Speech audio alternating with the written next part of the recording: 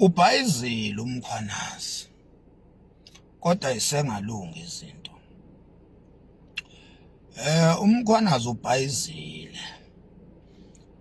Usho thina singomakhanya ngoba siyayihlola izinto sicubungule sizibheke. Sifake iso elijulile. Sibone ukuthi isahamba ngakho na. Cha. So far isahamba ngakho.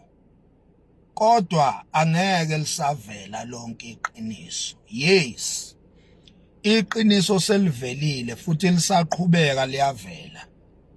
Kodwa kunenhlobo yeqiniso, level yeqiniso engeke izisavela ngoba njengamanje kusetshenzwa ukufihla lona lelo qiniso elinzima. Ingakho ke ngithi mina umkhwanazi usuke wayikhulumela eziko. Suke waqala ngokuyikhulumela eziko la sithi khona ubhayizile. Ubhayize kuphi na umkhwanazi esewenze kangaka umsebenzi wakhe wadalula imfihlo kumanje kubhizi kuyaboshwa nabanye uyabona ukuthi bayaphakatha ejele. Kule ndoda le uShadrack Sibiya umkhwanazi bengifisa engathi before akhulume kakhulu ngale ndoda engathi ubeqale wahamba phansi. Uyabona wayihambela phansi le ndoda ayi-investigate ngazi ayi-investigate isinyenyela. Kunezinto umkhwanazi abezozithola ezijule kakhulu kunalezi azaziyo ngale ndoda. Uzokhumbula ukuthi le ndoda ike yaxoshwa esiphoyiseni phambilini. Ithe mayixoshwa esiphoyiseni le ndoda yayi-challenge enkantolo leyo nto leyo. Yaluwini icala ya-reinstatewa yabuyiselwa esiphoyiseni. Ekubuyiseleni kwayo le ndoda esiphoyiseni ithe ingakaqedi nonyaka yabe seyihleli kule position ehleli kuyo njengamanje ka-Deputy National Commissioner. Ubani le ndoda? Le ndoda esiphoyiseni yabuyiswa uPaul Osovan. Niyamkhumbula lo mlungu wempandla lo okhuluma kakhulu against umkhwanazi uPaul Osovan. Mhlambe ke angilipronounce kahle igama lakhe kodwa linjalo nje Paul Osovan. uPaul Osovan uyena owabuyisa le ndoda eyibuyisela esiphoyiseni ngamandla anawo lo mlungu lo ekuthiwa uPaul Osovan. Wabuyisela le ndoda esikhundleni emaphoyiseni, akagcinanga ngokuyibuyisela emaphoyiseni, wayilwela ukuthi le ndoda ayibe kwi-top position emaphoyiseni. uPaul Osovan ke isigebengu esidala. Uyena lo mlungu lo obesebenza kakhulu ukwenza ama-cover up ey'ntweni ze-corruption ey'phathelene ne-ANC kanye ne-DA. uPaul Osovan.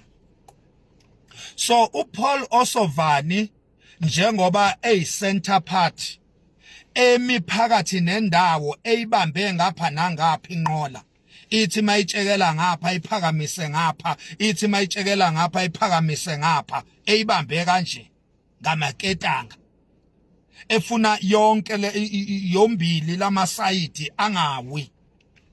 Usebenza ukwenza ama-cover ups. uPaul Osovan usebenzisa uSibiya uShadrack ukwenza ama-cover up e-corruption. Ubani uSibiya, ubani uPaul Osovan? uPaul Osovan usebenzela elinye India elibizwa ngoZanaid Moti. I once had i-opportunity yokuthi ngibe seduze kakhulu nalo baba loyo ekuthiwa uZanaid Moti. Ulapha indawo yakhe ahlala kuyo ilapha eSandton mawusuka eMandela Square ubheke eHyde Park Shopping Center uhamba ngalomgwaqo lo ngiyalukhohlwa igama lalesa stradi esikhulu noma uWinnie Mandela noma sibizwa ngalesa stradi esikhulu oh no le stradi sibizwa ngoKhilani Road le stradi esibizwa ngoKhilani Road esisuka lapha ya ngase Mandela Square eSandton sihambe le stradi siye eHyde Park ilapho ke indawo yalo baba umuzi wakhe noma inkampani yakhe noma ibuilding yakhe lapho kuleso stradi leso between iMandela Square neHyde Park la kuhlala khona uMalema uhlala eHyde Park khona eSandton between iMandela Square and Hyde Park in between kulomgwaqo ekuthiwa iKhilani Road ilapho ke la leli India leli ekuthiwa uZanet Modi elihlala khona umuzi walo muhle iglass house ine aeroplane phezulu erufini ine aeroplane uhlala khona ke lo baba osetshenzelwa uPaul Osovan osetshenzelwa uShadrack Sibiya yini umsebenzi wabo benza ama cover up ngoba uZanet Modi igangster endala isigebengu umgulukudu yinja yena ke big boss la eSouth Africa makhulunywa ngama drugs cartels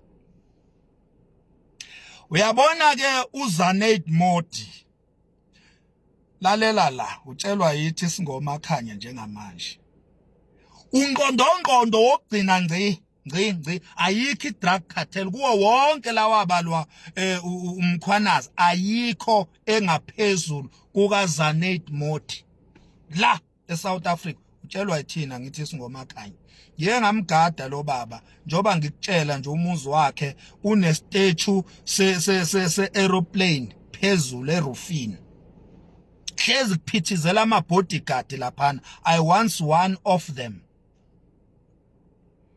angelinye lama bodyguard akhe lo baba lo uZanet Modi you can google him ukhona everywhere nala TikTok ukhona bengimgada laphana eminyakeni between 2020 2021 I once one of the bodyguards kaZanet Modi lalela ngicela ukukuphindela uPaul Osovan usebenzela uZanet Modi uPaul Osovan uyena owa introducer uShadrack Sibiya introducer kuleli India ekuthiwa uZanet Modi leli India ke linabangani balo ke lisebenza nabo kulento yama drugs I think ba u3 abangani balo bonke bahamba ngeemoto zama 20 million 50 million and even 100 million ayikho inhlobo yemoto abangenayo uZanet Modi ke yena ke ubuye abe lenhlobo egangagangile ke ethanda ukuracer ethanda ukudlala ngeemoto unjalo ke uZanet Modi thanda nje ukuracer uyilonhlobo nje ethanda ukudlala ngeemoto ispare time sakhe nje uspenda ekudlaleni ngeemoto uyaracer ngokudlala hayi serious ukuze makukhulunywa ngetycoon kuwo wonke ama drugs cartels ala eMzansi ngiyakuphindela ngithi ayikho engaphezulu kukaZanet Modi wonke asebenzela yena bonke abantu bama drugs la eMzansi baphethwe uZanet Modi osetshenzelwa uPaul Osovan ingakho ke uPaul Osovan against umkhwanazi elwela uSibiya isigebengu esumngani wakhe